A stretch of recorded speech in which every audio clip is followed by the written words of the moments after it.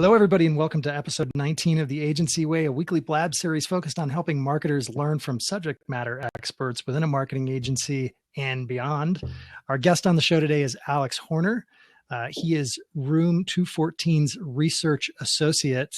You can see if you're looking at the slide, I actually changed his title to research manager. Sounds like I need to change it to maybe senior associate, but that's another conversation. Alex is a data lover. He started his career in languages and linguistics, but turned to data and analysis in grad school. Both topics are just ways of communication. And Alex, he aims to help others understand what is being said regardless of the medium. So Alex, thanks so much for joining us, man. Yeah, I'm really happy to be here. Thanks for having me. Awesome. Well, I know that you've got some points to bring up, and we've got one slide to share with everybody that kind of highlights the things that you're going to be talking about. But real quick, you've got an interesting background. I'll just tell people that, there's a funny little saying around the agency here that everybody associates with Alex, and it's that spreadsheets are sexy. They are sexy. I will admit that. I don't think I started out thinking that spreadsheets were great. In fact, I know I didn't. That's a very recent thing. But yeah, as you said, I started it in languages and linguistics. I worked as a translator and interpreter for several years. And then I went back to grad school and got a degree in international economics. And so that was a lot of data, just using data all the time for, deriving various insights. And through the whole process, and you touched on this as well, I realized all of these different mediums are just ways to communicate and translate previously obscure things so that another audience could understand them. And translation and interpretation, that's basically exactly what you're doing. And you're taking one message and converting it so that another audience can understand it. And data is very much the same thing. It's a lot of numbers and information that doesn't necessarily mean anything without context or without interpretation. And so that's what we do here. That's what I love to do, is take all of these different disparate pieces and put them into a message that other people can understand.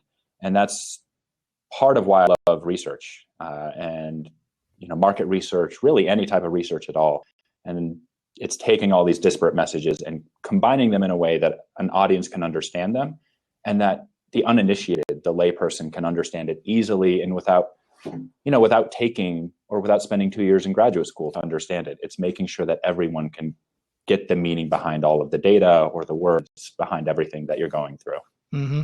Cool. Well, and I know today's topic is, we really want to talk more about researching your competitors, what the tips are. And Alex, I know, you use very expensive tools to do that. And that's going to be relevant to some of our audience and the people who watch this show. But then there's going to be other tools that you can just access for free. And I think just overall, in terms of your approach and what you look at, I'll go ahead and flip to the next slide, and maybe you can just give us some nuggets here. Walk us through how do we research our competition? Yeah. What's it all look like? So this is kind of the overall summary of what you need to do. And it's at any point, you just need to start and research your own brand like you would a competitor. So it means that you need to take a step back. And sometimes when you have an agency, it's a lot easier because we are on the outside. And we don't start out with all this background information that's going to influence the way we research. So to start out, the best resource is really the brand itself. Every brand has a much better idea of who the competitors are, where they're coming from, who the big players are in the field. And, we can go out as an agency and say, this is what it appears to us. These look like your biggest competitors. Correct us if we're wrong, but it's often best just to start with the brand itself. They have a much better idea of who's a big player in the industry. And so starting there, this is honestly all about finding the white space. And so by researching your brand like you would a competitor, you can identify strengths and weaknesses. And by playing to those strengths, you can make a list of your strengths and weaknesses and do the same for your competitors.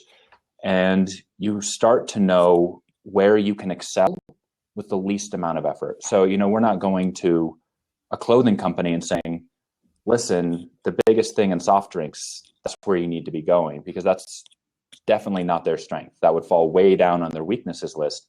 And so it's about identifying your own white space. It's about identifying the white space of the competitors as well. So really, to start all of this research process, go to the brand. Look at the types of content you have. Look at the types of things you really enjoy, because every brand does have a voice. We're not going to go to a natural foods brand and say, you need to get into processed canned cheese, even if it's a huge market. So everybody needs to kind of identify the goals of their research, identify the barriers and limits, and then move from there. So honestly, the best resource is the brand itself, but you need to research your own brand like you would a competitor. Sure. Mm-hmm. And let's just assume, I'm a company, I know my brand inside and out. I've got a positioning statement where I'm basically saying who I am, what my unique value proposition is, whatever you want to call it. Yes. My gift to the world, if you will. And I'm very clear on that. Now let's say I've identified, or I just know intuitively, to your point, I've got 2 or 3 competitors out there. How do I go about now looking at those competitors and learning something I didn't know before? So this kind of pulls back a little bit to what you talked about. We have some very expensive tools that are not, I'll talk about this in 2 ways. So you can do what we do, and we have some tools that allow us to basically scrape all data on the web and especially social media. And that provides us an unbelievable amount of information regarding brands. We know how people are talking about them. We can actually get deep into the data and see, how often are people using words like love? Are they using very negative terminology? So we can do sentiment analysis. We can see peaks in conversation if there's a recall, things like that. So we know we can dig deep into this information. And that's not necessarily something that, a smaller brand or a smaller agency can do. And so from at the very beginning, researching this brand by honestly going to their website and finding what they find most important, kind of figuring out their brand voice. So for any competitor, they're going to have certain types of content that they're portraying, a certain message that they're putting out, and starting to map that message in tandem with their presence on social media, we find is a very good way to at least establish a brand voice. And if you don't have these expensive tools, you can go in and do a qualitative assessment of that content. So you can go in and look at their Twitter, their Facebook, their Instagram, their LinkedIn, and see what types of content and what types of engagement or what types of engagement that content is getting. So you could, and I mean, it's fairly easy to track campaigns. If you've been in this industry for a little while, it's easy enough to notice when campaigns start and when they end, and you can see their content that kind of lasts for a long time. And it's always best to go back about a year in content, just so that you have an idea of how their content has evolved, and but the perennial content as well. So if a brand always goes back to a favorite, that's something that you can notice as well. So honestly, if you don't have these tools that can mine data that can't scrape the web, it's all about going, and it's probably good to write this all down as you're going through, but creating lists of campaigns, how they do. It's even going back and seeing what hashtags brands use. So, recently REI, during Black Friday, REI started the Opt Outside campaign, and they started using that hashtag, and it took off. It's everywhere now. And, we as an agency go back and track where it's going, how big this has gotten, but that was key to that brand. And so, it started during Black Friday and it's taken off, and it looks like they're going to continue doing it, but it's being aware of these different campaigns and it's different word terminology. So a lot of this, if you don't have these tools, is going to be qualitative. It's definitely possible to go do API polls. It's possible to go pull data from Twitter, but I'm kind of operating on the assumption that, this is our industry seems to have a little bit of a fear of data. I think I'm probably one of the few people at this agency who says they love spreadsheets. And I'd say that's probably true around, across many agencies. But, there are so many things you can do without looking at the data behind it. Data just helps get us to these answers a lot quicker and helps us it helps us see underlying patterns that might not necessarily be apparent without this ability. Mm-hmm. So I do want to talk a little bit about what that data is, but first, if I'm just kind of echoing what you said. So what I'm hearing is, look, if you don't have tools, and by the way, even if you do have tools, qualitative analysis is going to be very valuable. So I know, for example, we've got a group of people that will do social media audits here in the agency. And a lot of that work is qualitative, right? So if I want to look at my competition, what you're saying is, A, go look at their website. B, go look at their social networks. And between looking at the website and the social networks, it sounds like what you're basically saying is, hey, start to chart what you notice as strengths here, content that seems to be getting a lot of engagement. And then from there, you'll start to see some insights. Is there anything beyond that, or is it pretty much as simple as that? I mean, it's definitely not as simple as that. It's looking, I mean, if it were as simple as that, I mean, I guess at the most basic distilled level, it is that simple. But going in and actually looking at how they use these strengths, looking at where these strengths play out across the web. So is this on blogs? Is this on forums? Different campaigns focus on different areas. So Facebook will have a campaign, Twitter will have a campaign, LinkedIn is often totally different content, and a lot of this can be done qualitatively, but knowing whether or not conversation volume is increasing or decreasing, whether or not certain campaigns are falling flat or if they're really taking off, it's much harder to do unless you go through and track likes, comments, shares on every single post that the brand is putting out, and having this awareness that, and then also tracking the comments on each post. And that's something that we can do. So we can track comments regarding each post. And that, in theory, that's quite possible to do without these tools. It's just a very, very manual process, and it'll take much longer. Yeah. So you mentioned something specific, volume of conversation. And this does get into the tools that we work with. And I know, we've had Michael on the show, and he's talked a little bit about this in the past as well. When you're looking at a volume of conversation about any particular topic on the internet, you're starting with a few keywords. And you're looking back typically 3 to 5 years, trying to figure out what ultimately is this volume of conversation. And then what you're really trying to figure out, correct me if I'm wrong here, is, what are the key themes and emerging topics that are bubbling up inside of these conversations for the purpose of what? So looking at different keywords, it shows you kind of how the playing field plays out around that keyword. So if we're doing specific keyword analysis, we can go in and let's just take gluten-free, for instance. That's a fairly specific keyword, and there are going to be fewer brands that are focusing around that. Looking at that keyword, we can see how people are talking about that, where their interests lie, and it's not just where their interests lie, but where their similar interests are as well. So I use this example because I actually know something about this keyword. We find that a lot of people also talk about vegetarianism, veganism, other health concerns, celiac disease. And so it's knowing, it's not surprising to us that people are talking about celiac disease. It is a little bit more surprising that vegetarianism and veganism is a much larger part of that conversation than celiac disease. So it's, where celiac disease is something like, if we're looking at all of the gluten-free conversation, celiac disease is like a little bit under 3% of total conversation. Vegetarianism and veganism is about 15 to 20%, depending on how you look at it. So it's knowing that people have these other concerns, and it's knowing that maybe in the future, you can also create content and campaigns that will address these other concerns.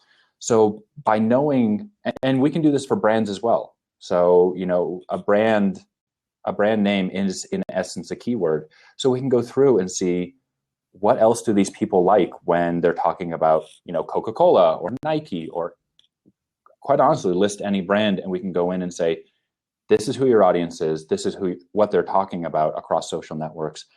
And, oftentimes we find things that the brand already knows. Sure. Yes, people who are talking about Nike are also really into other shoes and apparel and sporting goods. But, if you go in, you often find these undercurrents that, aren't necessarily apparent, but that do appeal to a very broad audience and that you can start to build campaigns upon. I'm not saying fundamentally change your messaging. It's just start incorporating these different nuances into your messaging based upon these data points. Mm-hmm. Yeah. So that's really interesting, right? Because to me, what you're saying is you're essentially, you're searching for affinities. Right. And this reminds me of doing some work for the Travel Channel. And we found out early on that there was an interesting affinity between followers of Facebook on for Travel Channel's Facebook, and Victoria's Secret. So it's like, oh, gee, all these people that, follow Travel Channel's Facebook page are, for whatever reason, Victoria's Secret fans.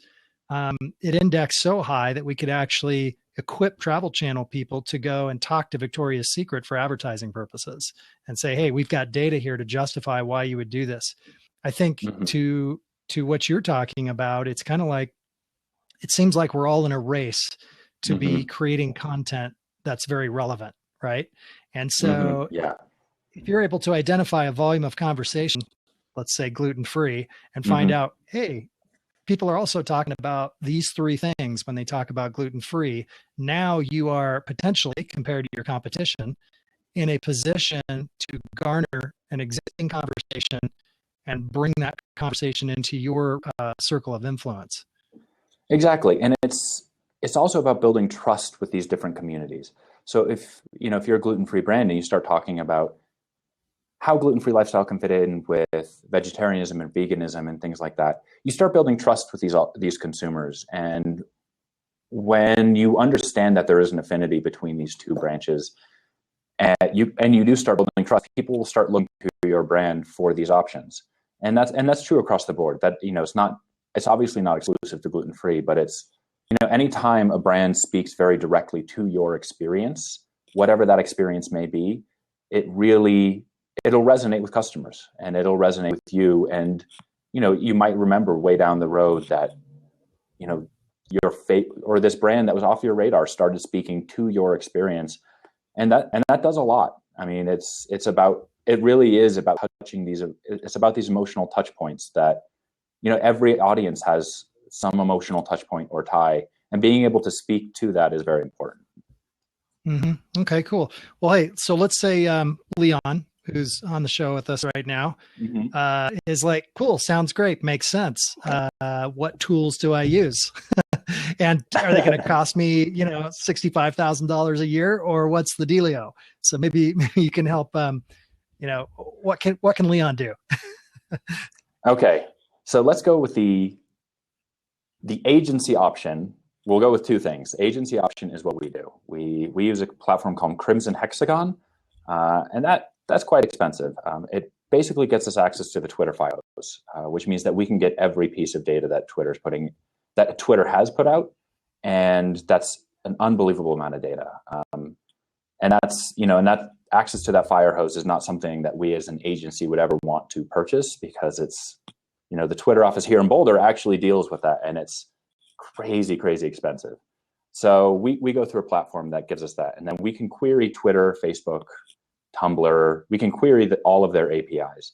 Alternatively, getting comfortable pulling, it would take probably a couple of months to be very, very, very comfortable to do Twitter API pulls, to use keywords, to use brand names, to actually query the Twitter API and go in and get this information yourself.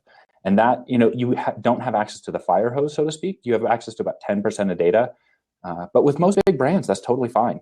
You don't need, 10 million posts. It really helps us when we're working with small brands that have, 2,000 posts of the total, 3 years or something, because we do need access to all that data. So getting comfortable with API pulls and API queries is a pretty easy way to start interpreting things. And then being comfortable with, this touches on my third point here on this slide. Exploring new sources of information is very important. We all have, here at Room 214, we do have our favorites. We always go to Crimson. We also use it platform called Iconoculture, and they have basically a lot of qualitative consumer insights, but they also have a quantitative analyzer that pulls upon a massive survey that they do every year. And that's also not really accessible to the public, but looking at these other sources of information. So for every brand we look at, we go in and basically start from scratch without looking at Crimson, without looking at Iconoculture. And sometimes if you're a consumer packaged goods brand, go to Amazon, look at all of the reviews for all of your products and then all the competitor products. And you can actually, it takes a little bit longer, but you can copy all of those comments and run them through text analysis. There are platforms online. It's fairly simple just to Google text mining. And there are some simple platforms where you can run those through and see what types of words are popping up in these comments. So it's understanding, and you can do that for blogs and forums and all of these different areas. And there are free platforms, and you have to get comfortable with the idea that you're going to be getting a lot of data and you're going to have to start at some point using this data. And I think it's very important for brands to start looking at data points as a jumping off point. And, this isn't all about data, because if we go in and say these data tell us exactly this, we're going to be wrong. There is a lot of qualitative assessment that has to go into this. If millennial women love your product, that's just one little piece of data. But if you go in and do qualitative research about millennial women and their purchasing habits and their family life, their financial habits, it can give you a lot more information about your audience. So starting with brand specific topics and then branching out to audience specific platforms is really important. If we're talking about free resources, go to Pew Research Center. They have tons of reports you can download, tons of information. Gallup also does the same. They have an unbelievable amount of information on, very recent information on consumers and purchasing habits. And this can all kind of fill out that brand persona and the audience persona as well. So it's, you can definitely go really into the weeds and go as far as you want with data. But I think the point here is that you start with data and use that to build better campaigns and better brand messaging. It's not, we don't use data for the sake of data. We use it towards a purpose. Mm-hmm. Yeah. And oftentimes I think what you can do is you can do a lot of qualitative research, but then when you're able to cross match, with a data point, it just makes it stronger, maybe less of an opinion. And so just to your point number 4, stay objective. To me, that is a lot of what that means. I know we are always looking for data points, and ultimately as marketing consultants, even like Leon, whether you're with an agency or you're an individual who's offering consulting, it's always great to bring your expert opinion. But if you've got some data to back that up, consensus seems to come a lot quicker.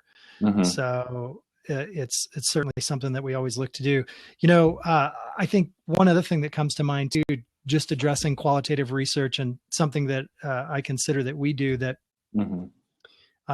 isn't data related, but is very important, is, email. So subscribing to your competitors' email list. It might sound like, oh, well, that's kind of common sense.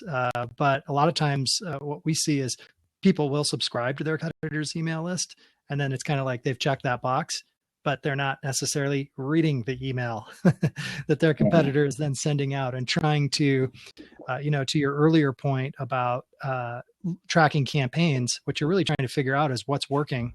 And if you see that your competitor keeps hitting a certain cadence or a certain focus on content, chances are, hey, that content maybe is working for that competitor.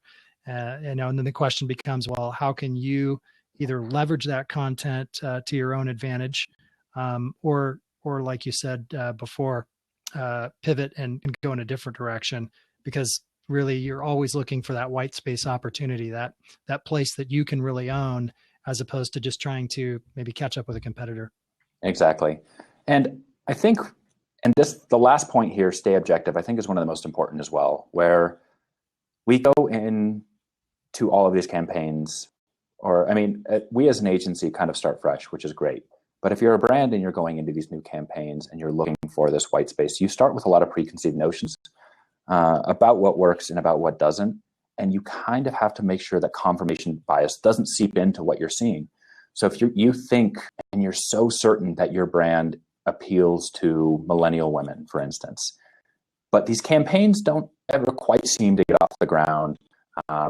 It's just, there are all these little anecdotal pieces of data that show maybe you don't quite appeal to them. And then you see a bunch of studies that say, maybe it's Generation X fathers or something like that your brand actually appeals to. I mean, that's a pretty big divergence, but just to illustrate a point. And you see 4 points that point towards these Generation X fathers and 1 point that points back to millennial women. Don't let that one data point pointing to millennial women influence you for the long term. Maybe start trying out campaigns that appeal to this different audience. And it's about staying objective and taking a step back. And that's, knowing your brand like your competitors. It allows you to stay objective and understand, brands can be wrong. Every campaign is not going to work. And your audience profiles are not always correct. And it's being able to stay objective, accept that you've maybe made a mistake, and then move forward. And I'm not saying radically change everything based upon data points. Start introducing different things. Start seeing how different campaigns, different audiences work out. And it really is important to stay objective and recognize, that you do have biases. You do have this specific brand voice that you love, but sometimes those do need tweaking. So. Mm-hmm. Cool. Well, Alex, appreciate the time today. As we're bumping up against this half hour, I'm going to go ahead and stop the recording. And if anybody wants to jump on, ask questions, whatever, feel free to do so after the recording. Erica Stutzman, who's joining us in the background, welcoming some of you, has taken notes for a summary blog post that she'll be providing. And so we'll appreciate that. We'll provide some links, Pew Research, Gallup, some of the tools that you mentioned, Iconoculture, whatever we can think of as resources. So Alex, really appreciate you being on the show today. Yeah, happy to be here. I'm glad that you brought me on. Awesome. All right, everybody. Just a quick reminder, every Thursday at 11:30 a.m. Mountain Time, we're doing this. If you have suggestions for the show, if you're interested in being a guest on the show, always open to hear that. You can certainly message me. You can message Erica. Reach out, get a hold of us. Thanks again for joining us on another episode of The Agency Way.